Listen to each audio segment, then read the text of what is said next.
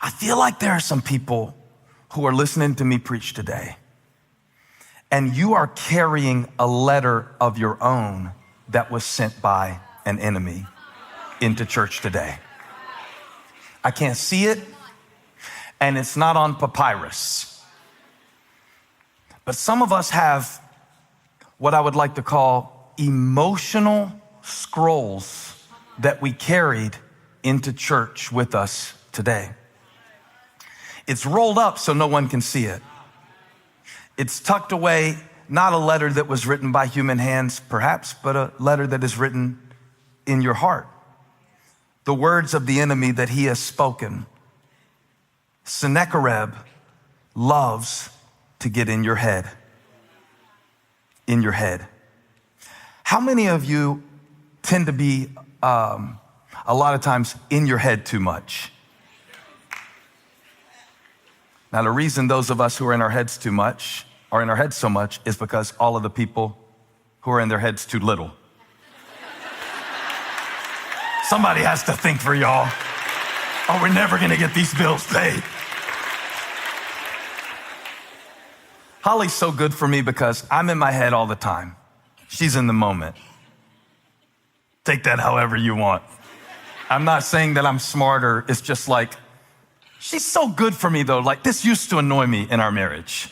You know how they say, in marriage, opposites attract, and then after marriage, opposites attack. And so it used to make me so mad. I'd be talking about something so deep like, if he watches over every sparrow. And I would think she wasn't listening, and she'd be like, I'm like, what are you thinking about? She's like, the grocery list. But I liked eating. So I was glad that she was thinking about something kind of practical while I was thinking about something ethereal, abstract, and spiritual, because I don't want to fast. And our marriage in many ways has been a merger of her style of processing and my style of processing, which I'm in my head a lot, and she's really good to get me out of my head. I was on the brink of meltdown like 4 years ago with some stressful stuff that was happening with the ministry. And she goes, I know what we're going to do. We're going to go for a walk. When she said, I know what we're going to do, I thought she was going to give me the solution. There's like a complicated situation. And I'm like, walk. She's going to go. She goes, yes, as people do. It's not that deep. We're going to walk. You're going to feel better. And she was right. When I'm in my head, the problem that I'm considering seems completely unsolvable. When I'm in my head, it appears to me that I have no assistance available. When I'm in my head, every text message that somebody sends me has a secret, covert, malicious intent to it. Why'd they say it like that? Why'd they use a comma? Why is there no period? Why does that emoji have drool coming down its mouth? Now that is weird. I should look into that. But you start reading into everything when you're in your head. Oh man, why did they say it like that? Why did they look at me like that? They weren't looking at you. It's completely ridiculous for you to think that everybody in that video game called your life is an NPC and you're the main character. But yet we do that when we get in our head. Have you been stuck in your head this week? Is that why? Which one's my main camera? I can't remember. The top one? Okay. Have you been stuck? Let me start over.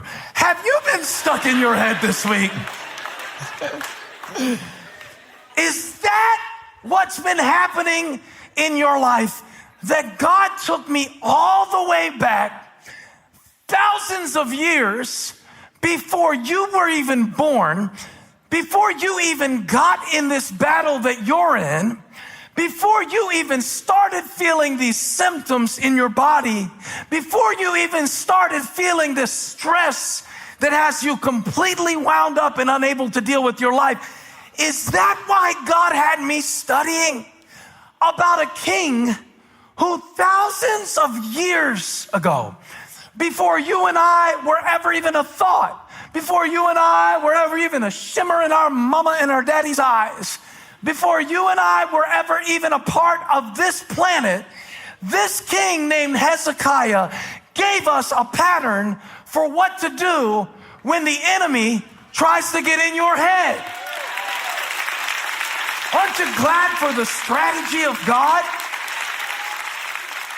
Because honestly, I need a strategy. I need to know how to do battle in my brain. I need to know what to do when what I believe about God is telling me one thing and what I see in my life is saying another. I need to know how to respond to Sennacherib. I've got my own Sennacheribs, and they send me letters. They are my personal fears. They are not yours. My fears speak differently than your fears, because my devil is custom designed to defeat me according to my weaknesses and my strengths, and so is yours. So the challenging thing for me today, can I preach, is that I know what this Bible says, but I don't know what your letter says. I know what this word says about what God is and who God is and what he can do and what faith is, the substance of things hoped for and the evidence of things not seen, and what his word is, the everlasting seed which produces change. I know what his word says. I don't know exactly what your letter says. And I don't know if your letter is something real that you're going through and it really is a diagnosis, or if it really is just something that you're imagining that hasn't happened yet. I don't know if your letter is something that's going on in your industry, your company, something going on in that corporation called your family. You know that company where you can't fire anybody?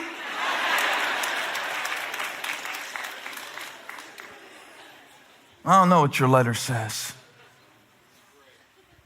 But Sennacherib told Hezekiah, I'm going to kill you. I'm going to wipe you out. It's going to be humiliating. Sometimes the letters that the devil sends me to get in my head is he tells me that something in my life is going to happen to cause me great shame. And let me tell you another thing. The day we live in, you don't even have to do anything wrong to be publicly shamed. So that can feel like a real threat, can't it? When things are going good in my life, Sennacherib tells me it won't be this way long. When things are going bad in my life, he flips the script. It's going to be like this forever. Sometimes when I preach, they'll say, it was like you were reading my mail. And the Holy Spirit will read your mail. Today, we came to see what we need to do when we're holding a letter in our hearts of condemnation for our past that is behind us and forgiven by the blood of Jesus, but we don't feel forgiven, so we keep repeating it.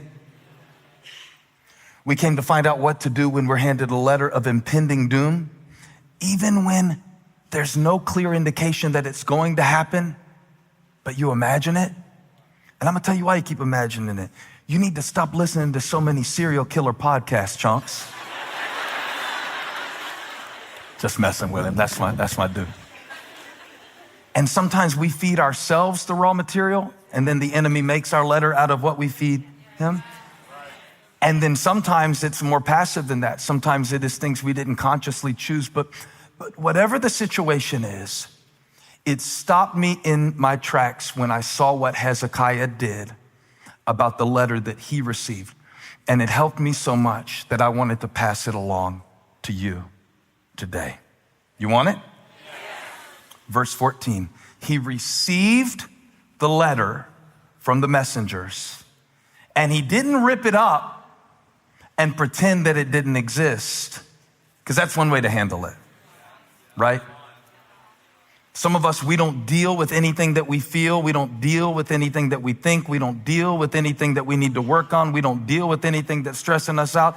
We just rebuke the devil of stress. But if you rebuke the devil of stress without fixing the source where some of your stressful situations are coming from, I was trying to rebuke the devil one time, and it was like the Holy Spirit said to me, you're trying to rebuke the devil when you need to rebuke your decisions and reverse them and make better ones. Am I reading your mail? Is that what that feels like? Yeah, so he didn't rip up the letter, because I think that's a lot of times how we're taught to do this faith thing, right? Like just to, oh no, I believe God's going to make it better, and it doesn't matter what the enemy says. Well, the truth is there are some things that we have to deal with. This is not a king who's receiving a threat that he can just ignore. He actually does have to respond to this threat, because as we read at the end of the chapter, there's 185,000 Assyrian soldiers waiting to take him out. So if he gets the letter saying, hey, we're coming in, and just goes, I don't focus on the negative. I'm an optimist. You're going to be a dead optimist. You're going to be a optimist with a crown on is what you're going to be, Hezekiah. Optimist with a crown, but there's going to be no head on your shoulders. It's going to be rolling on the floor. You're going to be a headless optimist, a dead optimist. And a lot of people are like that when it comes to their faith. I rebuke this bill.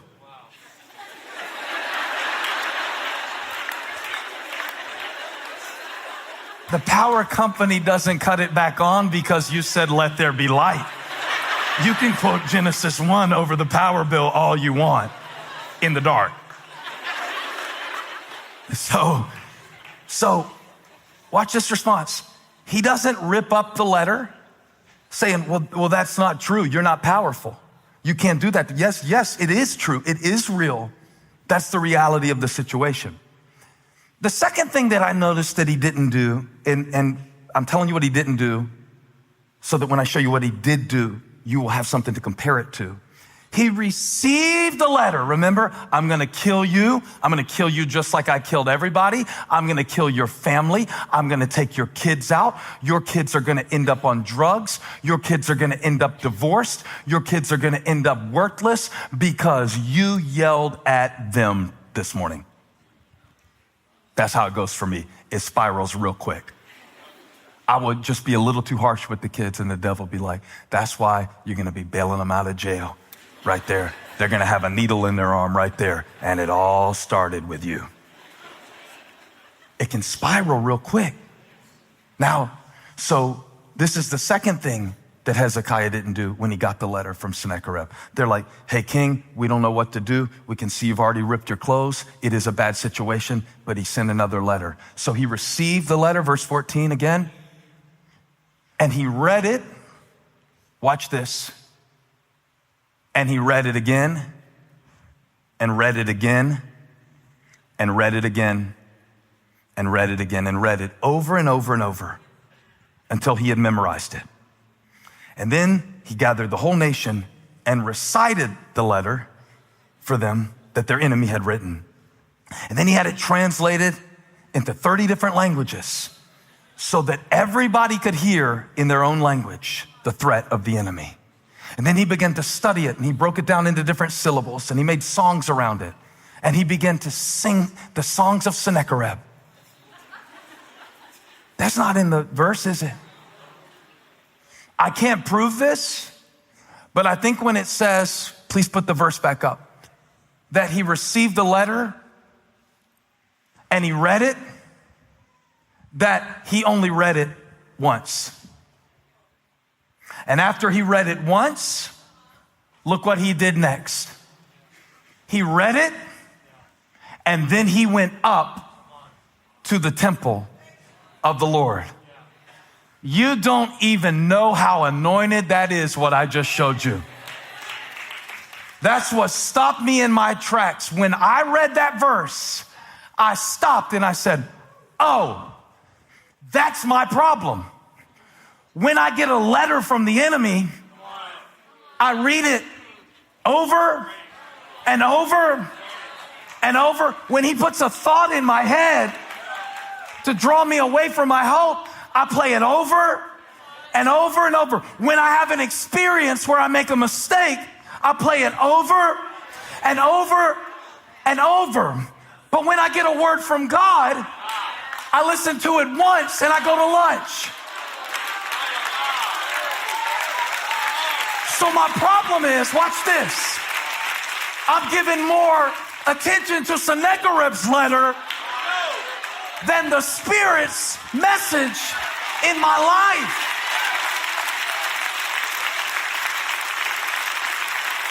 So he read it. Somebody shout, he read it. He dealt with it. He faced it. He accepted it. He acknowledged it. I'm in debt. I'm overweight. I'm stressed out. I'm busy. I'm torn apart right now. I'm not in the position I need to be in to make the difference in the life of my kids. I'm not the example I want to be. Okay, I read it. But after he read it, he didn't stay down in it. Because if I stay down in it and memorize it, then I'm going to get more of it. But come on, y'all, 2023, let's follow Hezekiah and do what Hezekiah did. What did he do? He read it and he went up. And I came to call you out today and tell you it's time to go up to the temple and see what the Lord says about this situation. Because if you stay in your head, you're dead. If you stay in your head about this, you are going to go through hell over this. And the enemy won't even have to shoot a single arrow because he will defeat you by getting in your head and causing you to forfeit the very thing that you couldn't lose if you would stand firm and see what God has said. Hey, thanks for stopping by my YouTube channel. I hope you were blessed today. If you were, share this with somebody. Like and subscribe and leave me a comment. Let me know where you're watching from, what we can pray for you about. Hope to see you back here again really soon.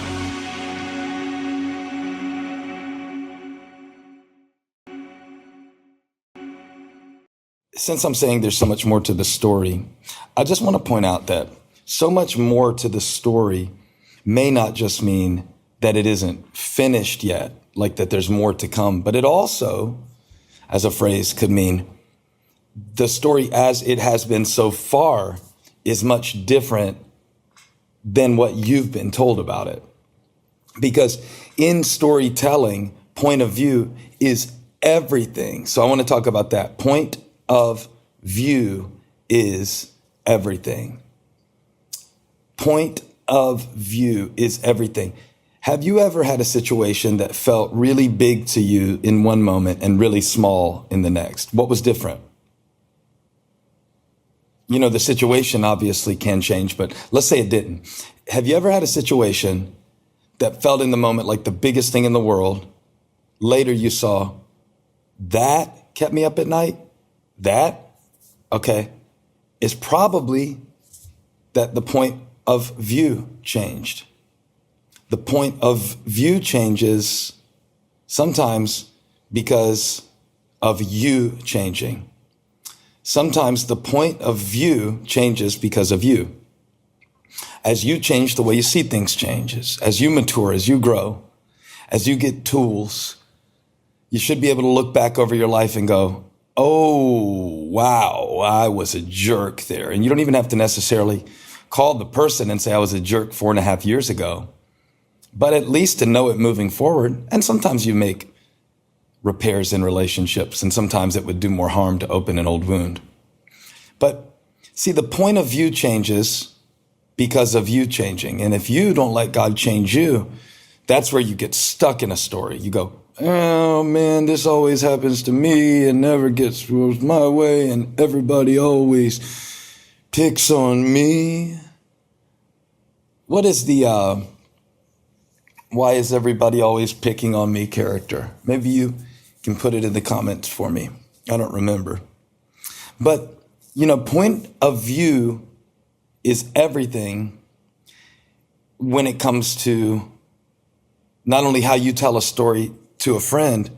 I was telling somebody the other day about working with a certain individual, and I was like, it was awesome. They came in, they gave their all. It was incredible.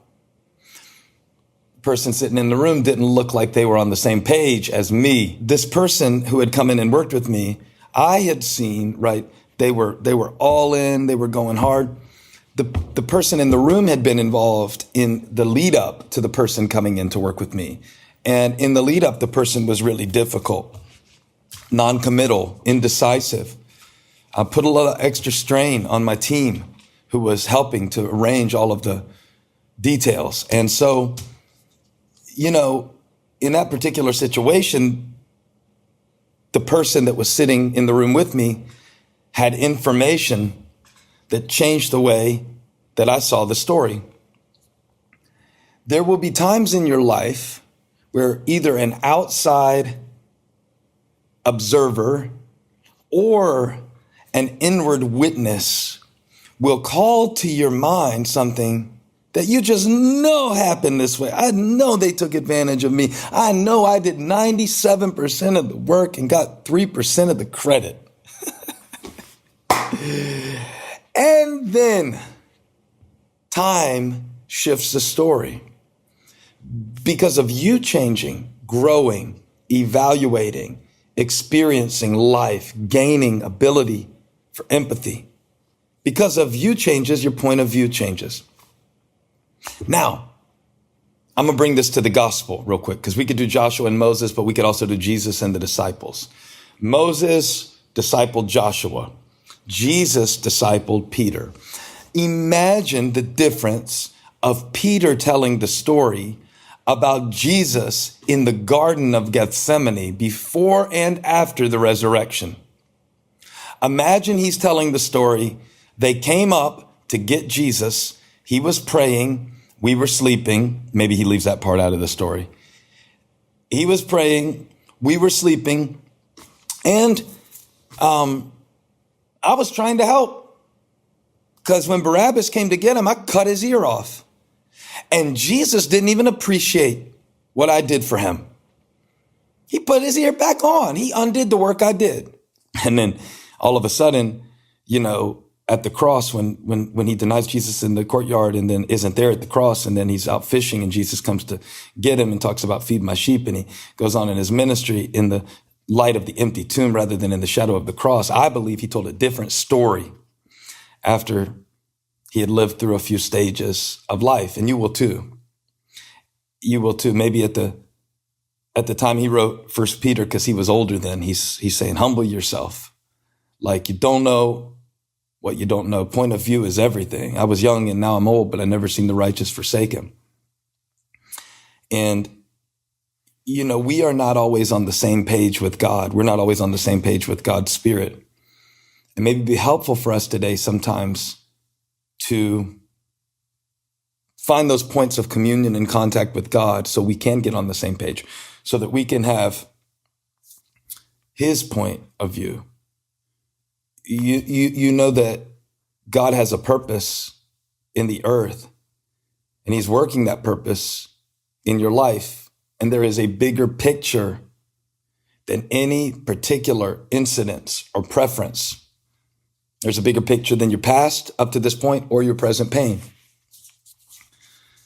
And to get into that place with God where you can say, all right, Lord, I want you to be my new point of view. And that means allowing him to speak things about you, how he sees you, because God sees you different than you see you, your situation, your struggle, the injustices that have been done to you, the mistakes that you've made, and what you need to do next and what you can do next. Point of view is everything. The same Peter that was saying, never, Lord, telling Jesus what to do, was saying, humble yourself. Because of you changing, because of because of you changing, as you change, your point of view changes. Point of view is everything in the story. So, little exercise that I was introduced to recently. It was saying, how would somebody who admires you describe you? try seeing yourself through the eyes of someone who admires you. Now that's hard for me because I am very self-critical. I have a hard time giving myself credit. And because of that, I probably don't encourage others as much as I should, but I'm working on this. And the advice, see yourself through the eyes of someone who admires you, sounded good to me and a little fluffy, if I'm honest. But in the process of considering it, I realized that my wife, Holly, sees me through eyes of admiration. And it's not the kind of admiration that's based on a lack of information where she doesn't know me really well and she only sees a certain side of me. So she admires me. She sees everything. She sees the days in the past where I couldn't get out of bed because I was depressed. She sees the days where I go hide out in my man cave mind and barely engage with the family. She sees the days that I'm irritated. She sees the days that I'm short-tempered. She sees the days that I doubt myself. On an even more practical level, she sees the messes that I make. She sees the slob that I can be. And yet even today, as I was waking up, I opened this letter that she had written me. She gave me a stack of letters for Christmas, and there were only about 4 or 5 of them, but I was on the 4th one. And she put a picture of me with a little note about me. And it was a picture that she took of me getting ready to preach in Los Angeles last year. And in the picture, I'm kind of like sitting there with my head in my hands, with my Bible in my hand. And I know how I felt in that moment, which was like, I'm not the man for this. Who do I think I am going out to preach to 12,000 people at the Forum in LA? I feel all this self-doubt, and I can almost see the self-doubt when I'm looking at the picture. But she wrote me a note saying, thank you for working hard. Thank you for not just relying on your gift strictly, but seeking God to preach to us. And she said, I hope you forgive me for taking this picture without asking your permission. And I thought, man, I need to see myself sometimes through her eyes, because all I see in those moments is what I don't have, what I'm afraid I can't do. But she saw a man who was trying to seek God and lean into him. Point of view is everything. Point of you.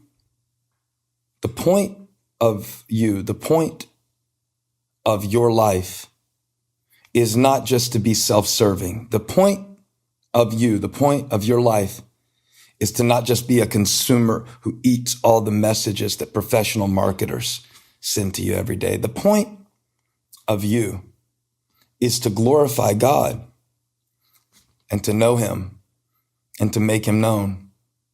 And so when God says to Joshua, you will lead these people to inherit the land, which I promised their ancestors, Joshua is getting God's point of view.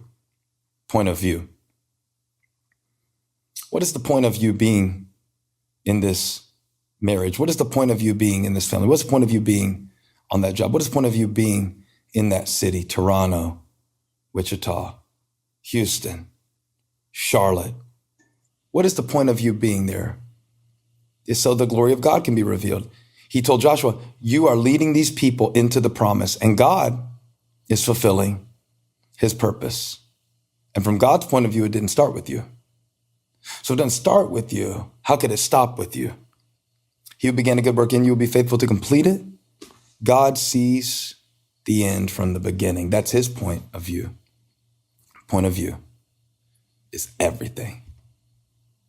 I believe that God can take you into the future. Do you remember the Apostle John? He said, after this I looked, and there before me was a door standing open in heaven. Revelation 4:1. Yeah, that was a different point of view, right? The voice said, come up here, I'll show you the things that must take place after this. God said, I'll show you. Get with me. Get around people who will not flatter you, not just gas you, and not only admire you in an empty way, but people who God can put in your life to see the things that God put inside of you. Point of view. Kingdom of heaven is in you. And living from the inside out looks like trusting God, even when you can't see what he's going to do, getting his point of view, his promise, and walking in it.